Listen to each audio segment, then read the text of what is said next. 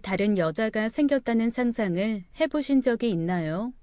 생각만 해도 치가 떨리고 온 가슴이 썩어 문드러질 것 같은 이 느낌을 저는 실제로 겪은 사람입니다. 그토록 천사같이 착하고 성실한 내 남편이 이럴 것이라고는 상상도 못했었죠. 그런데 그 뒤에는 어마어마한 진실이 숨겨져 있었고 그 일로 인해 저는 이렇게 사연까지 보내게 되었어요. 제게 어떤 일이 있었는지 그럼 지금부터 하나하나 털어놔 볼게요. 어머나 형님, 이거 신상 아니에요? 어디서 나셨어요? 비싸잖아요. 아, 이거? 이번에 그이가 내 생일 선물로 사줬지 뭐야. 나도 이 정도까지는 바라지 않았는데 보너스 생겼다고 사주네. 어때? 예뻐? 너무 예쁘죠. 저는 갖고 싶어도 평생 못 가질 것 같은데 형님은 참 복도 많으세요. 동서, 우리도 뭐 처음부터 이런 줄 알아? 얼마나 힘들게 살았는지 내가 저번에 얘기했잖아. 우리 신혼살림 처음 시작해서 돈 10,000원도 허투루 안 쓰면서 살았어. 그러니까 동선에도 곧 좋은 날 올 거야. 시작부터가 나보다 훨씬 좋았잖아. 제게는 나이가 한참 어린 동서가 한 명 있습니다. 남편의 남동생이 남편보다 5살이 어렸고 시동생은 나이 차이 많이 나는 여자와 결혼했어요. 저와 남편이 동갑이니 동서와 제 나이 차이가 얼마나 많은지 짐작이 가실 겁니다. 동서는 제가 갖고 오는 백과 옷, 화장품 등에 관심이 굉장히 많았고 질투도 많은 어린아이 같은 사람이었어요. 저는 그런 동서가 때로는 귀여워 보였고 때로는 안타까운 마음이 들어 잘해주려고 많이 노력했었죠. 동서 생일이면 백화점에 들러 예쁜 스카프도 사주었고 향수와 명품 화장품도 선물했으며 부모가 없는 동서네 집에 아침 일찍 가서 손수 미역국도 끓여주기도 했습니다. 동서는 그럴 때마다 제게 고맙다며 눈시울을 붉히며 따뜻하게 안아주었어요. 형님, 너무 감사해요. 저 정말 이렇게 따뜻한 미역국 제 생일에 먹는 거 진짜 오랜만이에요. 엄마가 없어서 늘 엄마 있는 친구들이 부러웠는데 형님이 완전 제 엄마 같아요. 이렇게 젊은 엄마가 어딨다고. 고마워 동서. 동서는 세상에서 소중한 사람이야. 그러니까 지금처럼 그렇게 밝고 명랑하게 재미있게 살자. 내가 곁에 있을 때까지는 이렇게 미역국 맨날 끓여줄게. 알았지? 형님, 너무 감동이에요. 정말. 형님, 내 언니 하면 안 돼요? 아니, 아무도 없을 때는 형님 엄마라고 부르고 싶어요. 그렇게 해주세요. 제발요. 아이고, 됐네요. 나 벌써 동서같이 큰 딸내미 둘 생각 없거든요. 얼른 식기 전에 따뜻할 때 먹자. 아이같이 울먹이며 미역국을 먹는 동서의 얼굴을 보니 너무 귀엽다는 생각까지 들었습니다. 제게도 아들 하나, 딸 하나가 있었는데 저는 그때까지만 해도 동서를 마치 제 아이한테 대하듯이 잘 돌봐주고 귀엽게 봐주었어요. 동서의 어린 시절은 불운했다고 들었습니다. 엄마는 동서가 어렸을 때 집을 나가버렸고 아빠는 그런 아내를 기다리며 술로 하루하루를 보내다가 배를 타러 나간다며 어린 동서를 할머니에게 맡겨버리셨다고 했어요. 그러다가 몇 달에 한 번씩 얼굴만 비추러 오셨는데 그때마다 새로운 여자친구들을 데리고 오셨고 동서가 걸림돌쯤으로 생각되었는지 단 하룻밤도 함께 자지 않고 밥만 먹고 사라지셨다고 했죠. 그런 동서는 할머니 손에 맡겨져 자랐는데 할머니는 시장에서의 오랜 일로 몸이 많이 힘들어서인지 매일 동서를 구박하고 소리 지르고 하셨답니다. 손녀딸이었지만 단 한 번도 따뜻한 말 한마디 건네지 않던 할머니가 싫어서 나중엔 할머니가 돌아가셨을 때 눈물도 한 방울 나오지 않았다고 했어요. 동서는 술을 한 잔 먹으며 이런 이야기들을 제게 털어놓았었는데 그런 말을 들으니 너무 딱하게 생각되었습니다. 어린 나이부터 혼자서 그렇게 구박을 받으며 살았을 것을 생각하니 제가 마음이 다 아프더군요. 아무것도 모를 10살도 안 돼서 그런 삶을 살았으니 동서는 남의 눈치를 보는 게 굉장히 익숙했고 또 빨랐습니다. 시댁에서 함께 자리를 할 때에도 저와 제 남편, 시부모님 눈치를 어마어마하게 보았고 무조건 예쁨을 받으려고 노력했었는데 저는 왠지 그런 모습마저 짠하게 느껴지기도 했었어요. 넉넉하진 않았지만 그래도 화목한 가정 안에서 자랐던 저는 올케의 그런 모습을 보고 제가 더 관심을 가져줘야 한다고 생각했습니다. 그래서 더더욱 말 한마디라도 챙겨주었죠. 동서, 이번 주 주말에 뭐해? 어버이날이잖아. 나 일찍 시댁에 가서 이틀 동안 자고 올 건데 나랑 같이 놀아주라. 시간 좀 내줘. 어머, 형님 친정에 안 가세요? 친정도 다녀오셔야 하잖아요. 친정은 그 전주에 미리 다녀오기로 했어. 난 동서랑 노는 게 제일 재밌단 말이야. 같이 놀아줄 거지? 우리 뭐 할까? 계속 집에만 있기 답답하니까 어디 바람 쐬러 다녀올까? 형님, 저야 너무 좋죠. 저는 가고 싶어도 친정이 없어서 마음이 쓸쓸했는데 너무 감사해요. 동서가 이런 저를 잘 따르는 듯 했습니다. 동서가 결혼을 하고 몇 년간은 정말 이렇게 잘 지냈었어요. 남편은 저의 이런 모습을 보고 항상 고마워했고 저희 친정에도 잘했습니다. 세상에 이런 여자 없다며 저희 친정 부모님께 진심을 다해 이야기해 주었는데 그 모습을 보니 저도 남편에 대한 사랑이 점점 커져만 갔죠. 남편과 저는 아주 행복했습니다. 긴 연애 기간은 아니었지만 굉장히 서로에 대한 존중을 잘해줬고 이해심도 좋았어요. 특히 남편은 모든 사람들에게 친절했고 배려심이 좋은 사람이었죠.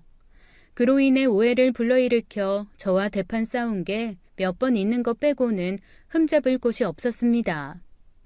남편이 갖고 있는 특유의 친절함은 때때로 거절하지 못하는 부분으로 이어졌고 특히 여자들이 그런 부분으로 인해 특별하게 생각하기도 했던 것 같아요. 한 번은 남편이 자주 들리던 햄버거 가게에서 알바하던 여직원이 있었는데 그 여직원이 어려운 일에 처해 도와준 적이 있었나 봅니다. 그때는 저와 결혼 전이었으니 제 남친이었던 시절이었죠. 그 직원이 제 남편 연락처를 물어봤고 감사함에 식사를 대접해서 함께 자리를 했다는 것을 제가 나중에 알게 되었었어요. 저 말고 다른 여자와 단둘이 식사 자리를 함께 한다는 것을 저는 상상도 해본 적이 없었기에 무척이나 화가 났었습니다. 아니 오빠 정말 그 여자랑 밥이라도 먹은 거야? 정말 그런 거냐고. 아, 그게 말이야. 그때 도와준 것 때문에 그분이 너무 고맙다고 꼭 밥을 사준다고 해서. 아휴, 오빠, 정말 왜 그래? 고마우면 말로 하든가 아니면 뭐 식사권이라도 주면 되지. 꼭 그렇게 단둘이 식사를 대접해야 하느냐고. 한 번 거절했는데 뭐 또 계속 시간 내달라고 하는 걸 어떡해. 나도 난감했다고. 오빠는 그럼 다른 사람이 같이 여행 가자고 하면 그냥 거절 못해서 같이 갈 거야? 만약에 내가 그러면 어떻겠어? 내가 다른 남자랑 단둘이 오빠한테 말도 안 하고 같이 밥 먹으면 어떨 것 같냐고. 아이, 소영아, 그게 아니라 내 말 좀 들어봐. 우리가 뭐 이상한 사이도 아니고 그냥 고맙다고 밥 한 끼 대접해준 것뿐이라고. 남친 성격은 늘 이랬어요. 잘 거절하지 못하고 어려운 일을 당한 사람들에게 어찌 보면 과한 친절을 베풀기도 하는 사람이었죠. 그 일로 인해 대판 싸움을 하고 난 후에 며칠 동안 남친의 연락을 받지 않았는데 남자친구는 그런 저의 화가 풀릴 때까지 마냥 기다리기만 하고 있었답니다.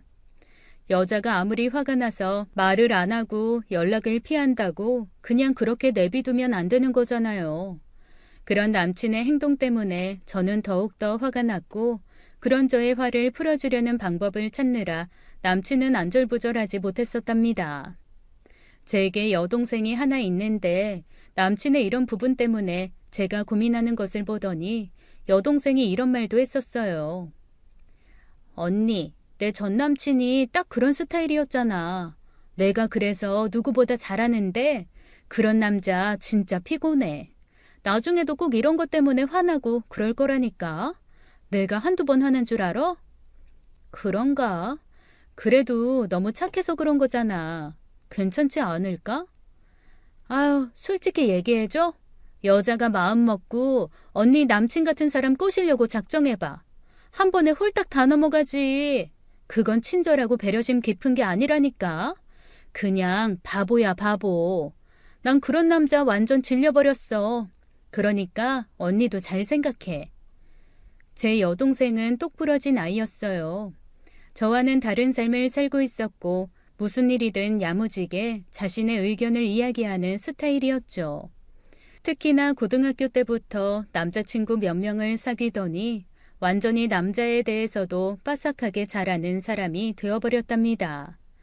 여동생의 조언을 들으니 제 남친의 행동에 대해서 한번 생각을 해보게 되었고 크게 다투지 않았어도 제가 혼자 은근히 기분 나빴던 적이 몇 번 있었던 것 같기도 했어요.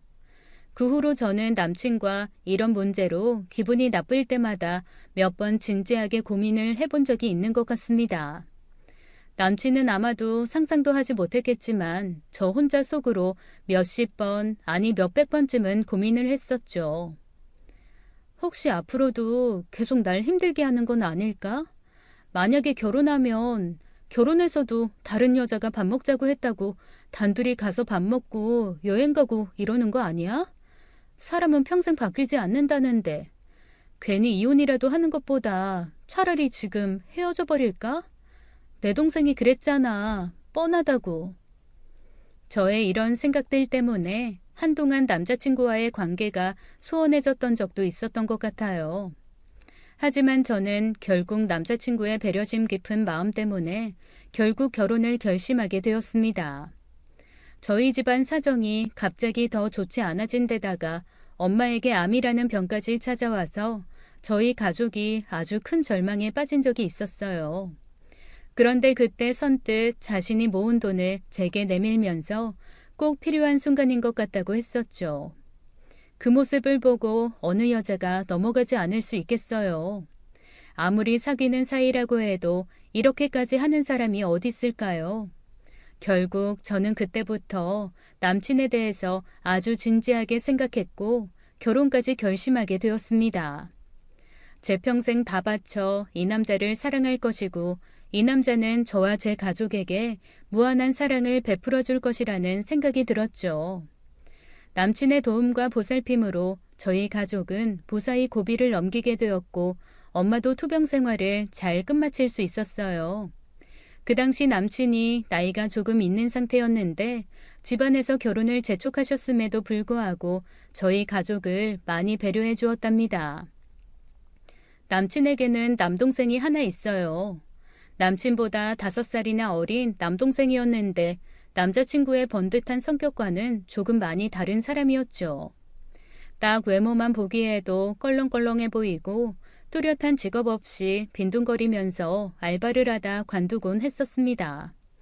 말투부터 행동까지 예의라고는 찾아볼 수 없었고 하다못해 형의 여자친구인 제게도 과한 농담이나 지나친 남녀차별적인 발언을 해서 제 기분이 나쁜 적도 많았죠. 한 번은 남친의 생일이라서 술집에서 조촐하게 남자친구의 생일 파티를 하고 있었고 그 자리에 남자친구의 동생이 왔었어요. 빈손으로 덜렁 와서는 유치하게 뭐 이런 짓을 벌이느냐고 비아냥거리는 식으로 말을 했었습니다. 아이 형, 뭐 어린애도 아니고 유치 뽕짝이다. 뭐 이런 짓거리까지 하면서 생일 챙기고 싶냐? 나이도 겁나 많아서 노는 수준하고는. 야, 말 조심해. 그런 말 실례인 거 알면서 그러냐? 실례는 개뿔.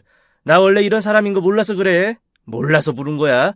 엄청 어른인 척 행세하더니만 이러는 꼬라지가 웃겨서 그러는 거 아니야. 아이, 말 조심하라니까.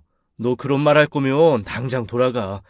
그리고 네 예비 형수가 성의껏 준비해 준 건데 너 이거 엄청 버릇없는 행동이다. 알았냐? 나한테 하는 건 괜찮은데 이 사람한테 그러는 건 못 참아. 아하이, 그러셔. 두 눈 뜨고는 못 봐주겠네. 완전 뭐 벌써 결혼하기 전부터 꽉 잡혀 사는구만. 꼴 좋다, 꼴 좋아. 누가 들어도 기분 나쁠 남친 동생의 언행에 저는 그만 얼굴이 울그락불그락하게 되었고 남친은 제게 미안하다며 남동생을 데리고 밖으로 나가버렸습니다. 그 자리에는 제 친구 2명도 함께 있었는데 저보고 저런 집안과는 결혼하는 게 아니라고 걱정까지 해주더라고요. 와, 정말 무슨 저런 놈이 다 있냐? 네 남친 친동생 맞아? 결혼은 집안끼리 한다는데 너 너무 걱정된다 야. 결혼 정말 할 거야? 난 안 했으면 좋겠어. 저런 놈을 시동생이라고 부르고 평생을 보고 살아야 하는데. 아휴, 그러게. 나도 좀 걱정이긴 한데 그래도 뭐 잘 알아서 중재해주겠지. 야, 모르는 소리 마. 그것도 한두 번이지. 그리고 너 지금이나 저렇게 데리고 나가서 혼을 내든 뭐라든 하지. 내가 얘기 들어보니까 나중에 결혼해서 살다 보면 네 편 드는 게 아니라 지 가족 편 든다고 하더라. 팔은 안으로 굽는다는 얘기가 있잖아. 사람들이 다 그렇대. 난 절대로 저런 싸가지 동생 있는 집하고는 결혼 안 할 거야. 친구들까지 이런 소리를 하니 저도 몹시 걱정이 되었습니다. 하지만 이미 남친과 깊은 관계가 되어 있었고 결혼을 약속했기에 제 마음은 흔들리지 않았어요. 그렇게 저희는 서로에게 흔들리지 않고 결혼을 준비했고 열심히 사랑해 나갔습니다. 솔직히 남친은 성실함과 따뜻한 마음 그리고 책임감이 다른 누구와 비교해도 부족함이 없었기에 이 남자를 놓치고 싶지 않았던 제 마음이 크기도 했던 것 같아요. 지금 당장 많은 돈은 없어도 왠지 이 사람과 살면 분명히 잘 될 것이라는 저만의 확고한 마음도 있었죠. 결혼을 준비하면서도 제 사정 뻔히 아는 남자친구는 제게 2천만 원이나 몰래 주면서 혼수 준비를 하는데 쓰라고 했습니다. 역시 이 남자가 생각하는 건 언제나 저보다 한 수 위였어요. 저희 엄마는 이런 남친을 자식처럼 여기며 많이 아껴주었고 또 많이 의지했습니다. 결혼식 3일 전 남자친구의 남동생으로부터 전화가 걸려오더군요. 남자친구가 제게 2천만 원을 줬다는 것을 어떻게 알았는지 전화로 이런 말을 했습니다. 아이, 우리 예비 형수님, 우리 형이 준 2천만 원 잘 쓰셨나 모르겠네요. 네? 그걸 어떻게 알았어요? 뭐 그거 아는 게 중요한가요? 그런 거 따위 어렵지 않아요. 우리 형 컴퓨터 몰래 들어가서 비번 치면 은행 거래 내역 다 나오는데요, 뭐. 내가 뭐 우리 형 비번 알아내는 게 어렵겠어요. 그랬구나. 근데 그건 형이 제게 준 돈이고 그걸로 신혼집 살림 준비하느라. 우리 형수님, 너무 멍청하네. 내가 왜 전화한지 모르겠어요? 그렇게 쓴 건 나한테 중요하지 않고 우리 부모님 모르게 준 것 같은데, 그럼 나한테 뭐라도 좀 떨어져야 되는 거 아닌가 해서요. 사람이 입 막은 비용이라는 게 있는 건데, 뭐 아직도 못 알아들으셨나? 이거 그럼 우리 부모님한테 얘기를 해야 되는 건가? 더도 말고 딱 1,000만 원만 준비해주면 내가 아무 말 안 하고 우리 형수님 참 좋아해 줄게요. 네? 아니, 도련님, 제가 그 돈이 어딨어요. 지금 저도 결혼 준비하느라 돈도 없고 너무 힘들어서 형이 도와준 거잖아요. 그런 말 하지 말아요. 제발요. 우리 형 돈이면 그 안에 내 용돈도 분명히 포함되어 있을 건데, 나도 너무하잖아요. 그냥 눈 뜨고 다른 사람한테 홀라당 빼앗겨버려서. 아니면 내가 형수님 어머니한테 전화를 해야 하나? 계좌번호 문자 보낼게요. 이만 끊습니다. 남친 남동생은 정말 황당한 소리를 해댔습니다. 남친이 저를 도와준 걸 어떻게 알고 제게 돈을 요구했던 것이죠. 더욱이 남친 부모님과 제 엄마한테 말을 한다는 협박까지 해대면서 돈 1,000만 원을 내놓으라고 하는데 이건 무슨 영화에서나 보던 일 같았어요. 너무 기가 막히고 황당해서 남친에게 말을 하려고 하던 순간 머릿속에 5만 가지 생각이 들었습니다. 괜히 제가 이 말을 하면 형제간의 의리만 상하게 하는 거 아닌가 싶었고 또 제 친구들 말처럼 나중에 결국은 자기 핏줄 편을 든다고 했는데 저만 바보 되는 게 아닌가 하는 생각도 했거든요. 머릿속이 복잡해서 밤에 잠도 잘 못 자고 며칠을 보냈는데 결혼식 전날 남친 남동생이 또 전화가 와서 돈을 요구했습니다. 형수님, 내일 그럼 결혼식 때 들어온 축의금 제가 가져가겠습니다. 아이, 수금하는 거니까 뭐. 신경 쓰지 마세요. 아셨죠? 저기, 며칠만 기다려요. 제발 비밀로 좀 해줘요. 그거 알게 돼서 서로 좋을 거 없잖아요. 그러니까 며칠만요. 양가 부모님들이 아시게 되면 모든 사람들이 곤란해질 것 같아 저는 결국 그 돈을 마련하기로 마음먹었어요. 당장에 싹싹 긁어 모아 결혼을 한 상태인지라 돈은 하나도 없어서 결혼식이 끝나고 신혼여행에 가서도 어떻게 돈을 마련해야 할지 그 궁리만 했던 것 같습니다. 남편이 된 남자친구는 저보고 무슨 고민이 있느냐고 했지만 저는 차마 그 얘기를 할 수는 없었어요. 애써 별일 아니라고 말을 하고 저는 카드사에서 하는 금리가 높은 대출을 받아 남자친구 동생의 계좌로 보냈습니다. 지금 생각해보면 저도 참 바보 같았던 것 같아요. 확실하게 말도 안 되는 얘기라고 못을 받고 남편에게 다 이야기했으면 될 일을 저만 혼자 끙끙 앓고 결국 시동생을 더 날뛰게 만들었으니까 말이죠. 그 당시 시동생에게는 여자친구가 있었습니다. 시동생보다도 나이가 한참 어려서 아직 철도 없고 생각도 없는 사람이었는데 그저 아무것도 모르고 시동생만 졸졸 따라다니는 그런 스타일이었죠. 그래도 아무것도 모르고 저렇게 사랑 하나 믿고 따라다니는 모습이 한편으로는 귀엽기도 했고 또 한편으로는 안쓰럽기도 했어요. 시동생의 저런 인성을 알고도 좋다고 하는 건지 궁금하기도 했지만 어쨌든 다 집신도 짝이 있다고 하니 그런가 보다 하며 지냈죠. 결혼을 막 했을 때에는 저희 부부가 그렇게 잘 살지는 못했어요. 제가 워낙에 없이 결혼했었고 남친도 직장 생활을 하다가 결혼했으니 큰돈을 갖고 있지도 못한 상태였죠. 월급쟁이 생활이 아무리 아껴 쓴다고 해도 뻔하잖아요. 그런데 남편은 결혼 후 얼마 안 돼 친한 선배의 소개로 사업을 시작하게 되었고 운이 좋게도 그 사업이 시작하자마자 좋은 성과를 거두었습니다. 생각지도 못한 결과에 남편도 저도 너무 당황하면서도 한편으로는 아주 많이 행복하더라고요. 남편은 특히 이 모든 게 다 저 때문이라며 저를 아주 좋게 얘기해주는 사람이었습니다. 이게 다 당신 때문이야. 봐봐. 당신이랑 결혼하자마자 벌써 이렇게 된 거 봐. 당신은 나한테 완전 행운의 천사인가 봐.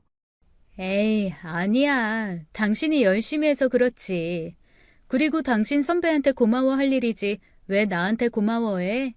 나도 정말 좋아. 그렇게 얘기해주니까 너무 행복하네. 나는 당신을 만난 게 세상에서 제일 행복한 일이고 제일 행운인 것 같아. 영원히 당신만 사랑할게. 행복이라는 것이 정말 이런 것이구나 싶을 정도로 매일매일 구름 위를 떠다니는 느낌으로 살았습니다. 신혼여행 1년 정도는 단 하루도 인상 쓰는 일이 없을 정도였죠. 그런데 조금 이상한 일이 생기기 시작했어요. 남편 사업이 잘 되고 제 뱃속에 아이까지 생긴 상태였는데 제 남편에 대한 걱정이 있다면서 시동생의 여자친구가 제게 귀띔을 해주는 겁니다. 그 당시 시동생 여자친구는 시동생과 동거를 하며 사실혼 관계로 지내고 있었거든요. 아직 정식으로 결혼하지 않아서 집안 행사에는 참석하지 않은 상태였지만 저와도 자주 만나고 워낙에 언니 하면서 잘 따랐던 터라 서로 연락처도 주고받고 지내고 있었습니다. 저기 언니 있잖아요. 제가 이런 말씀 드려도 되나 싶은데요. 그게 저기 무슨 말인데 그렇게 뜸을 들일까? 뭐 하고 싶은 말 있어?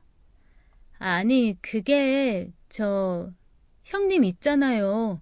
형님 여자들한테 인기 많죠? 뭐? 갑자기 그게 무슨 말이야? 여자들한테 인기가 많다니. 이 사람 결혼한 유부남인데 말도 안 되는 소리. 아니 딱 봐도 인기 많게 생기셨잖아요.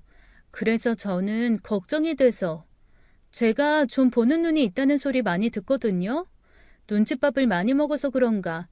근데 아주버님은 외모도 정감 있게 생기셨고 모든 사람들한테 엄청 친절하고 또 그 나이에 벌써 돈도 많이 버시고 그러니까 당연히 인기 많겠죠. 안 그래요? 여자들이 가만 안 두실 것 같은데. 어머나 동서, 못하는 말이 없네. 무슨 그런 말이 다 있어? 내 남편이 잘나서 그런다고 하니 기분이 좋은 것 같긴 한데 그래도 마냥 좋지만은 않네. 앞으로 그런 말은 좀 조심해주라. 뱃속에 애가 다 듣고 있잖아. 어머, 언니 죄송해요. 제가 너무 솔직했죠. 알았어요. 앞으로는 이런 말 안 할게요. 전 그저 걱정이 돼서. 예비 동서의 말을 들으니 뭔가 기분이 썩 좋지만은 않았습니다.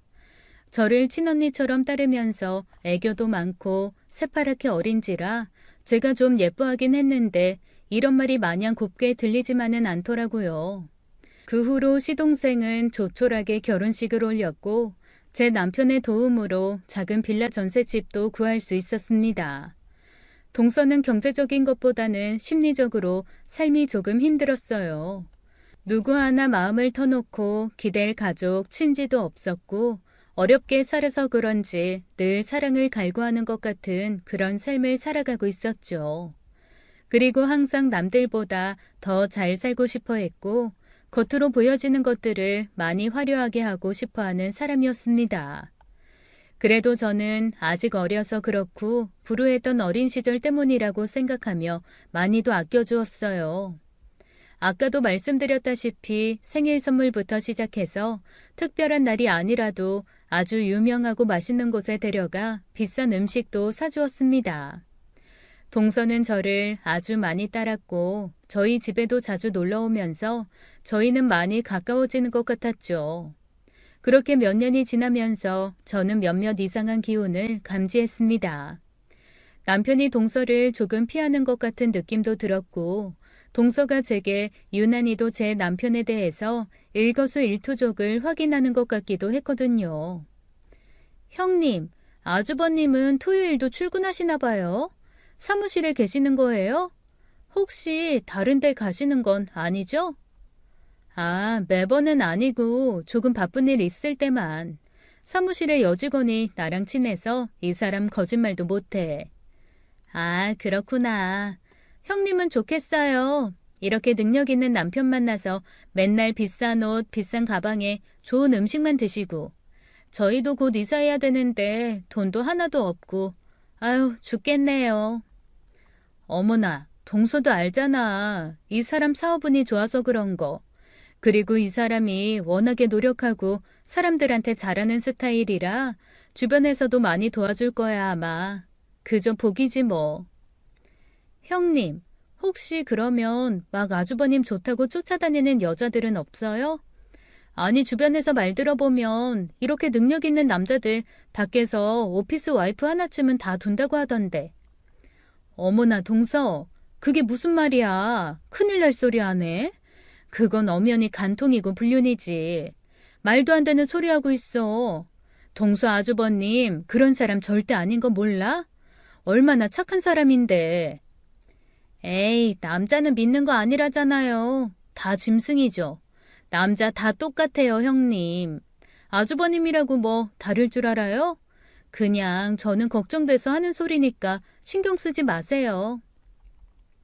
동서의 말을 들으니 불현듯 얼마 전의 일이 떠올랐습니다.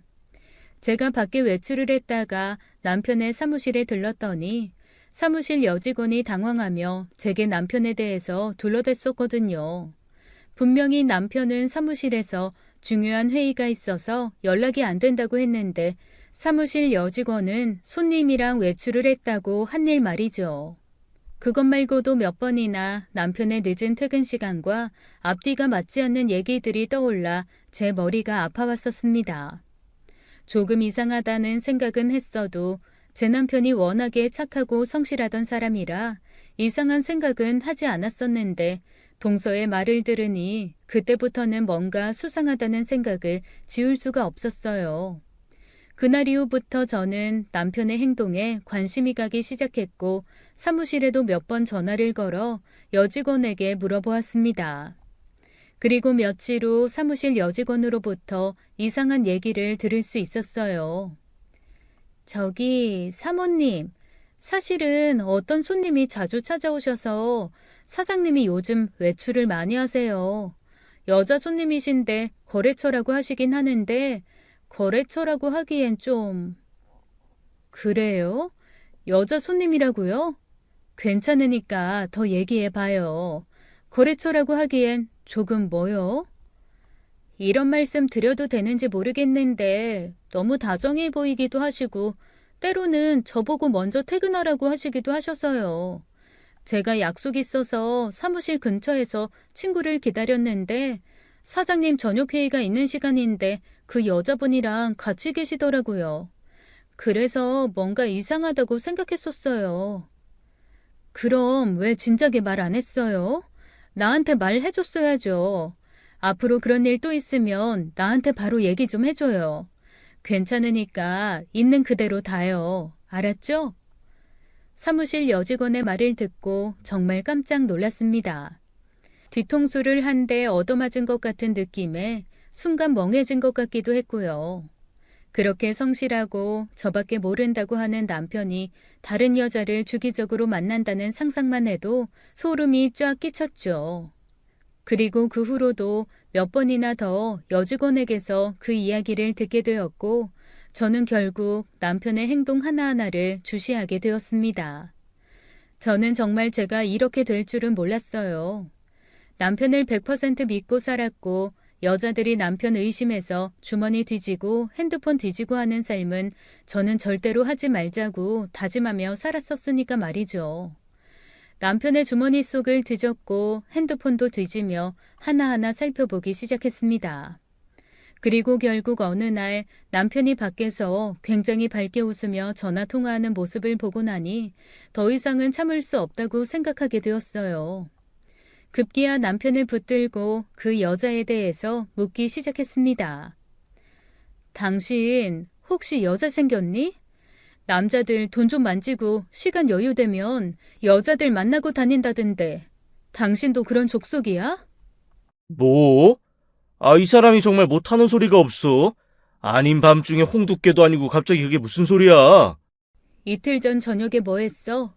사무실에 있었다며. 임원회의 했다면서. 솔직히 말해. 내가 김대리랑 통화했거든? 그날 당신 매우 일찍 초저녁부터 나갔다고 하던데 임원회의를 어디 밖에서 했나 봐? 저기 그게 갑자기 그게 취소가 돼서. 이거 봐. 당신이 나한테 보낸 메시지야. 밤 10시에 임원회의가 아직도 안 끝나서 저녁도 못 먹고 있다면서 먼저 자라고 한 거 안 보여? 안 보이냐고. 당신 도대체 뭐야? 뭐냐고. 저기 내 말 좀 들어봐. 그게 그냥 거래처에 있는 사람이 뭐 부탁할 게 있다고 해서 그것 때문에 식사 한번 한 거야. 다른 거 전혀 없어. 당신이 걱정할까봐 그냥 그렇게 얘기한 건데. 여자지? 그 사람 여자 맞지? 그니까 나한테 말을 못하지. 안 그래? 여자 맞잖아. 한두 번도 아니고 여자랑 같이 그렇게 맨날 밥 먹고 돌아다니는데 내가 의심을 안 하게 생겼니? 너 겨우 이 정도밖에 안 되는 사람이야? 남편은 바로 제 앞에 무릎을 꿇고 싹싹 빌기 시작했습니다. 나 정말 하늘에 맹세코 우리 애들한테 맹세코 아무 일 없었어.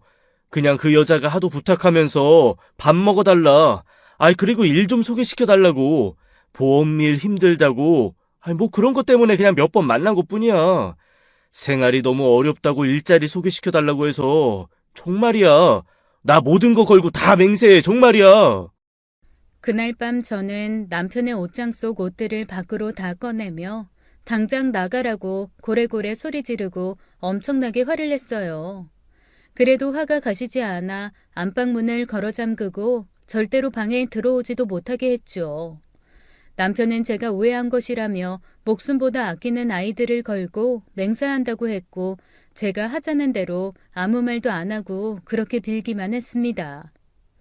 며칠의 시간이 흐르고 저는 남편과 진지하게 얘기하기 시작했어요. 결국 남편의 말을 믿어주기로 했죠. 남편의 그 특유의 성격상 일자리 소개시켜달라며 밥 먹자고 하는 사람을 꼭 여자가 아니더라도 거절하기 힘들었다는 저만의 결론을 내렸어요. 아니, 그렇게 결론을 내려야 제가 남편과 같이 살아갈 수 있을 것이라고 생각했는지도 모릅니다. 한바탕 폭풍우가 지나가고 난 후 답답한 마음에 저는 동서와 함께 시간을 보내며 이런저런 이야기를 하다가 이 이야기를 나누게 되었어요. 그런데 동서는 마치 알고 있었다는 듯 꼬치꼬치 캐물으며 제 남편에 대해 안 좋게 이야기했습니다. 어머, 형님, 그 말을 믿으세요? 저는 말도 안 된다고 생각해요. 남자들 여자 안 좋아하는 사람이 어딨어요? 안 그래요? 제가 뭐 이런 말 할 처지는 안 되지만 제 남편이랑 아주버님 둘 다 남자예요. 아주버님에 비하면 제 남편이 형편없긴 해도 그래도 다 똑같은 짐승이라니까요. 저 같으면 그런 남자랑 절대 못 살아요. 그래도 애들도 있고 그런데 어떻게 그래. 그래도 내 남편 능력도 있고 애들한테도 잘하고 너무 좋은 사람인 건 맞아. 에이, 남자들 다 똑같아요. 그렇게 감싸고 돌 일이 아니라니까요. 형님, 정말 바보 같다, 바보 같아. 저 진짜 형님 좋아하는 거 아시죠? 제가 우리 언니, 아니, 우리 엄마 해달라고 할 정도로 좋아해요. 그래서 형님 걱정돼서 하는 말이에요. 그래, 동서 마음 알지. 마음 써줘서 고마워. 근데 나 이번 일은 이렇게 덮을래. 더 이상 알고 싶지도 않고, 그리고 나도 이 가정 깨고 싶지도 않고. 동서는 제게 계속해서 무언가를 얘기하고 싶어 했지만 저는 더 이상 말을 하지 못하도록 자리를 떠나버렸습니다. 며칠 동안 골머리를 앓았더니 몸살 기운까지 있어 약을 먹고 자리에서 일어나지도 못했던 것 같아요. 아이들도 저를 걱정할 정도로 제 몸 상태는 심각했죠. 그런데 그때 집에 퀵으로 무언가 배달이 되었습니다. 이름도 안 적힌 낯선 서류 봉투 한 장이었고 그 안에는 경악할 만한 사진이 들어있었어요. 바로 제 남편과 낯선 여자가 다정하게 어깨동무를 하고 있는 사진이었습니다. 저는 그 사진을 펼쳐보는 순간 그대로 바닥으로 주저앉아 버렸고 차마 아이들이 볼까봐 얼른 다시 사진을 봉투에 넣어 방 안으로 갖고 들어갔어요. 방문을 걸어 잠그고 다시 한번 자세히 들여다보니 영락없이 제 남편은 웃으며 여자와 함께 다정하게 있었죠. 그리고 다음 사진에는 그 둘이 모텔로 들어가는 사진도 있었습니다. 얼마나 어이가 없고 기가 막히던지 욕이 다 나왔어요. 당장에 남편에게 그 사진을 카메라로 찍어 보냈고 남편은 쏜살같이 집으로 달려왔습니다. 여보, 이거 뭐야? 이게 다 뭐냐고? 이거 어디서 났어? 나 아니야. 나 절대 아니야. 나 이런 사진 찍은 적이 없어. 내가 이런데 왜 가? 아니, 나 절대 아니야, 여보. 야, 이 쓰레기 같은 놈아. 어디서 거짓말을 해? 이렇게 명백한 증거가 있는데. 너 위자료나 단단히 준비해. 앞으로 애들 볼 생각도 하지 마. 이 더러운 놈. 배신자, 위선자. 아니야, 여보 진짜 아니라고. 아니, 내 말 좀 들어봐, 어? 남편은 제 팔을 부여잡으며 절대 아니라며 억울하다는 말을 했습니다. 더러운 손 안 치워? 이 더러운 손으로 어딜 만져? 이 집에서 당장 나가.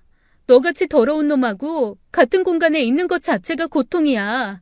애들이 너랑 같은 공기 마시는 것조차 안타깝고 불쌍해. 돈 좀 버니까 아주 우스워 보이니? 그냥 막 살아도 되는 것처럼 보여?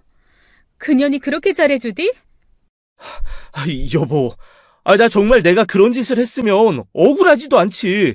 그래, 저번에 내가 말한 대로 밥 몇 번 먹은 적 있어. 하도 사정을 하고 돈이 어렵다고 해서 돈도 빌려줬었어. 보험일 때문에 그것 때문에 회사 관련돼서 보험도 몇 개 들어주고. 근데 이거 아니야. 정말 아니라고. 그냥 나는 재수 씨가 소개시켜줘서 알게 되었지만 인간 대 인간으로 안타까운 마음에 야, 이거 누가 분명히 장난친 거야. 장난친 거라고. 나 정말 억울해, 여보. 동서가? 됐어. 핑계대지 마. 됐다고. 당장 꺼져. 내 눈앞에서 사라지라고. 남편이 아무리 아니라고 말을 해도 저는 믿을 수가 없었어요. 제 눈앞에 떡하니 보인 사진을 보고 제가 어떻게 남편 말을 믿겠습니까? 결국 며칠 동안 저는 아이들을 데리고 친정으로 피신했고 남편은 끝까지 제게 아니라고 하면서 버텼죠. 너무 화가 나서 감정의 통제에서 벗어난 저를 보더니 여동생은 단번에 무슨 문제가 있는 것 같다며 형부가 무슨 잘못을 했느냐고 하더군요.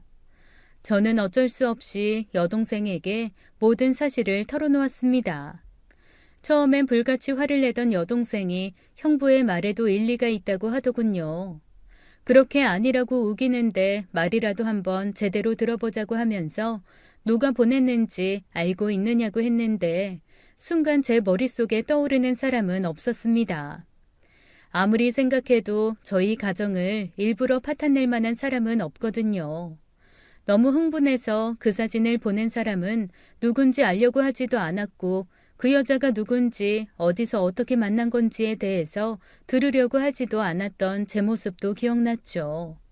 결국 처음부터 다시 생각해 보기로 했습니다. 제 남편에 대해서 항상 나쁜 말을 해서 제가 화가 나도록 만든 사람을 생각해 보니 그게 바로 동서라는 생각이 들더군요. 동서가 자꾸 옆에서 저를 부추기면서 제 남편에 대한 안 좋은 이야기를 했다는 게 불현듯 떠올랐어요. 제 동생은 동서에게 전화를 걸어서 뭔가 알고 있는 것이 아니냐고 물어보라고 했습니다. 한참을 망설인 후에 저는 동서에게 전화를 걸어 물었어요. 동서, 혹시 뭐 좀 알고 있는 게 있어? 그래서 나한테 자꾸 내 남편에 대해서 그런 말을 했던 거야? 내가 사실 뭐가 의심스러운 부분이 있어서 말이야. 형님, 왜요? 사진 보셨어요? 사진? 동서가 그걸 어떻게 알아? 나는 말도 안 했는데. 그게 아니라요. 저 형님, 제가 지금 좀 바빠서 그런데 좀 이따 다시 전화 드릴게요. 제가 말도 하지 않은 사진 이야기를 먼저 꺼내던 동서는 갑자기 급작스럽게 전화를 끊어버렸습니다. 옆에 있던 제 동생은 아무래도 뭔가 냄새가 난다며 일단 그 사진부터 확인을 해봐야 한다며 여기저기 검색을 통해 그 사진이 합성일 수도 있다는 것을 말해주더군요. 저는 말도 안 된다고 생각했지만 여동생은 분명히 뭔가 있다고 했죠. 언니, 뭔가 냄새가 나, 분명히. 언니는 가만히 있어. 내가 좀 알아볼게. 언니 동서 말이야. 내가 전부터 그랬지. 뭔가 범상치 않다고. 불쌍하게 잘한 건 잘한 거고 왜 이렇게 언니네 집안에 관심이 많고 형부의 일거수일투족을 물어보나 내가 얘기한 적 있었잖아. 뭔가 이상하다니까. 설마 뭐 이상한 게 있겠어? 형부가 그렇게까지 아니라고 억울하다고 하고 뭔가 이상한 것도 있고 아무튼 기다려 봐봐. 무조건 언니도 화만 내지 말고. 여동생은 그 후로 이런저런 것들을 통해 알아보는 것 같았어요. 그리고 이틀이 지난 후 제게 그 사진이 정말 조작한 합성이라는 것을 말해주었습니다. 언니, 거봐. 그 사진 말이야. 다 가짜래, 가짜. 아주 교묘하게 합성한 거라더라. 내 친구 디자인하는 애 있잖아. 걔 통해서 내가 알아봤거든. 와, 진짜 무섭다, 무서워. 그리고 이런 경우에 대부분 뒤에 누군가 있는 거라고 하던데. 언니 동서 말이야. 걔 연락처 내놔봐. 정말? 합성이라고? 그게 정말 있을 수 있는 일이야? 진짜 사진처럼 보였는데. 요즘 기술이 얼마나 발달했는데 아주 이런 걸로는 어마어마하게 발달했다고. 누군지 내가 아주 잡으면 다 족쳐버릴 거니까 일단 언니 그 동서 전화번호나 말해봐. 아니다. 언니 시동생이라는 놈 있지? 그놈 전화번호 좀 줘봐. 시동생은 뭐하러? 요즘 시동생 바빠. 공사 현장에서 일하느라 몇 달씩 지방에 있다고. 시동생 완전 양아치 아니었어? 그 나물의 그 밥이라고. 분명히 언니 동서가 이상한 짓 꾸밀 때 같이 쿵짝했을 거야. 그니까 일단 시동생 연락처 먼저 내놔봐. 얼른. 안 그러면 내가 언니네 시댁에 찾아가는 수가 있어. 저는 일단 여동생에게 아무것도 알려주지 않고 버텼어요. 분명히 지금 이 상태로라면 상황을 더욱 크게 만들 것만 같았죠. 하지만 여동생은 제가 알려주지 않자 제 남편에게 전화를 걸어 모든 사실을 말한 후에 전화번호를 받아낸 것 같았습니다. 저는 일단 아이들과 함께 집으로 돌아가 일상생활을 유지했어요. 남편이 그렇게 억울했다고 했던 사진도 합성사진으로 판명이 났고 어떻게든 아이들에게도 아빠와 함께 있는 집이 좋을 것 같다고 생각했습니다. 남편은 풀이 다 죽은 모습으로 저를 보더니 눈물까지 흘렸어요. 미안해, 여보. 나 당신하고 애들 없이 단 하루도 못 살겠어. 제발 나 떠나지 마, 여보. 나 정말 열심히 착하게 잘 살았는데 왜 나한테 이런 일이 일어났는지 모르겠어. 나 정말 착하게 살았는데. 알았으니까 애들 보는 앞에서 울지 마. 당신 착한 거 세상이 다 알고 나도 알고 애들도 알아. 근데 당신도 어쨌든 단둘이 그렇게 몇 번이나 만나고 한 건 잘못한 거잖아. 결혼한 남자가 왜 다른 여자랑 이렇게 가깝게 지내는 건데? 안 그래? 알았어. 정말 미안해. 진짜 그건 내가 몇 번이고 사죄 할게. 그러니까 제발 나 떠나지 마. 알았지? 난 정말 예나 지금이나 당신밖에 없다고. 남편은 밥 한 그릇도 못 먹은 얼굴로 아이들 곁에서 단 1분도 떨어져 있지 않았습니다. 그래도 남편이 뭐라고 저는 따뜻한 찌개를 끓여 밥을 해주었고 며칠 만에 저희 가족은 식탁에 앉아 다 같이 식사를 했어요. 그리고 다음 날 시동생에게서 전화가 왔습니다. 제가 결혼할 무렵까지 정말 정신도 못 차리고 양아치 짓만 하던 시동생이지만 지도 결혼하고 자식 낳고 살면서 조금씩 정신을 차려서 최근 몇 년간은 지방 공사 현장에서 일하느라 별로 만나지도 못한 상태였거든요. 저기 형수, 제가 대충 얘기는 들었어요. 너무 저도 갑작스럽게 형수 동생분한테 그런 얘기 들어서 놀래가지고. 잘 지내고 있어요? 밥은 잘 챙겨 먹고 있고요? 그게 내 동생이 좀 성질이 불같아서 그랬나 본데 일단 정확한 것도 아니고 그러니까 너무 그거에 신경 쓰지 말아요. 아니, 저 사실은 집사람이 저한테도 몇 번이나 형에 대해서 물어본 적 있거든요. 형네 사업체가 매출이 얼마나 되냐부터, 형이 어떤 여자 스타일 좋아하냐부터. 아니, 난 그냥 뭐 그거 대수롭지 않게 웃으면서 대답해주고 그러긴 했었는데 뭔가 이상하다 생각은 들었거든요. 그리고 우리 집사람 어마어마하게 욕심도 많은 사람인 거 아시죠? 그래서 맨날 나랑 우리 형이랑 비교하고 나보고 못난 놈이라고. 그래서 제가 이렇게 아둥바둥 돈 벌려고 지방까지 와서 이러는 거 아닙니까? 그게 무슨 말이에요? 형에 대해서 뭘 물어봐요? 그게 정말이에요? 저도 지금 지방에서 전화만 받아서 뭐라고 확답은 못했는데 여동생분 얘기 들어보니까 이것저것 의심 가는 얘기들이 좀 있어요. 여동생분은 저보고 같이 뭘 한 거 아니냐고 하는데 아이 설마 아니 제가 우리 친형 가정 파탄 내려고 그런 짓 하겠어요? 형수, 일단 제가 내일 급하게 집에 갈 거니까 가서 좀 알아볼게요. 집사람한테는 일부러 아직 아무 말도 안 하고 있으니까 형수도 조금만 기다려주세요. 시동생은 몇 년 사이에 많이도 성숙해 있었습니다. 그 예전에 제게 돈을 내놓으라고 했던 그런 면은 온데간데 없고 열심히 일을 하는 한 가정의 가장 모습이 보여서 다행이라는 생각이 들었죠. 제가 그 당시에 시동생에게 1,000만 원을 만들어주고 나서 얼마나 힘들게 갚았었는데요. 아무튼 시동생은 다음날 급하게 집으로 올라왔고 동서와 많은 이야기를 주고받은 모양입니다. 바로 다음날 저희 집으로 찾아와 저희 부부를 보자마자 무릎 꿇고 이야기를 하더군요. 형수, 미안해요. 정말 미안해. 나 정말 우리 집사람 이런 사람인 줄 몰랐어. 내가 뭐라고 말을 해야 될지. 너 뭐라는 거야? 아이, 당장 일어나. 지금 무슨 소리 하는 거야? 형, 그게 말이야. 내가 차마 내 입으로 말을 하지 못할 정도로 추악한 일을 벌였더라고. 형한테 접근한 그 여자 말이야. 형이 돈도 꺼줬다면서. 그 여자, 우리 마누라한테 돈 받고 형한테 접근한 여자야. 일부러 형이 잘 사는 꼬라지가 보기 싫어서 우리 마누라가 그랬대. 뭐? 그게 다 무슨 소리야?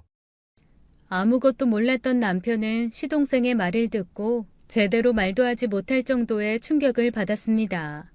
그 사진이 합성이라는 것은 알았지만 이런 짓을 꾸민 배우가 동서라는 것은 상상도 하지 못했던 모양이에요. 저는 뭔가 아주 큰 망치로 뒤통수를 한 대 시원하게 얻어맞은 것 같은 기분을 느꼈고 소파에 털썩 앉아 아무 말도 할 수가 없었습니다. 잠시 후 시동생은 본인의 핸드폰을 꺼내들더니 동서와 나눈 이야기들을 고스란히 들려주었어요.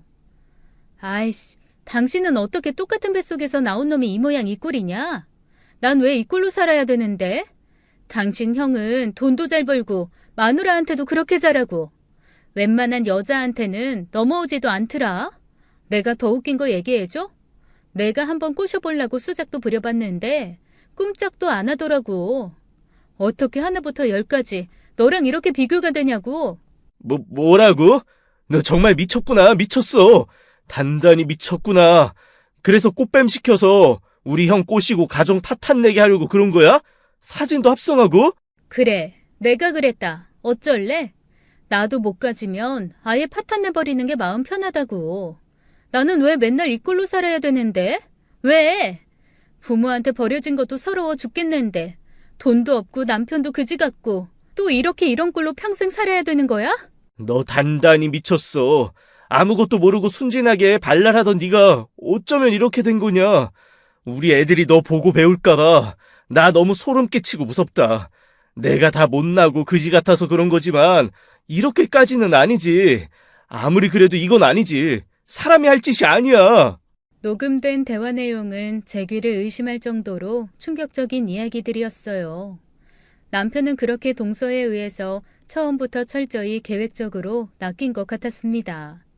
남편 얘기를 들어보니 남편에게 접근했던 여자는 보험을 하던 여자였는데 남편 죽고 아이를 키우며 어렵게 살고 있고 보험을 들어달라는 식으로 동서가 소개시켜 주었다고 했습니다.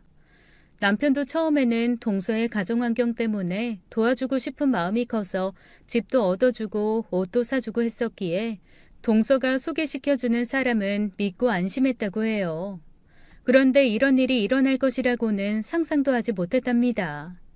예전에 동서가 힘들고 무섭다면서 시동생이 없는 집에 저녁에 와서 술을 한잔 마시자고 해서 갔는데 뭔가 분위기가 이상한 것 같아 그 다음부터 거절했더니 그때부터 보험 설계사를 소개시켜주고 이런 일이 일어났다고 했어요. 괜히 이런 얘기를 하면 집안 분위기만 어수선해질까봐 말을 안 하고 있었는데 이렇게 된 이상 더 이상 숨길 것도 없다면서 하나씩 이야기를 꺼내기 시작했습니다. 재수 씨가 하도 힘들다고 해서 아무도 모르게 돈을 준 적이 좀 있었어. 몇백만 원씩 두어 번 줬고 카드값이 끊겼다고 해서 몇십만 원도 꽤 여러 번 줬고. 근데 자꾸만 연락해서 술을 사달라고 하고 술에 취해서 내 어깨에 기대려고 하는 것 같고 난 뭔가 이상해서 그때부터 확 끊어버리고 연락도 피했지. 그랬더니 어느 날 갑자기 사무실로 보험 좀 들어달라며 어떤 여자 한 명을 소개시켜 준 거야. 그래서 그렇게 알게 된 거라고. 형, 정말 미안해. 다 내가 못난 탓이야. 난 아무것도 모르고 지방에서 돈 버느라 생각도 못했어. 내 마누라가 어렵게 살고 질투도 많이 한 건 나도 아는데 설마 이 정도까지 엉망진창일 줄은 상상도 못했어. 내 탓이야. 다 내 탓. 그게 왜 네 탓이야. 늦게라도 마음 잡고 사는 게 어디야.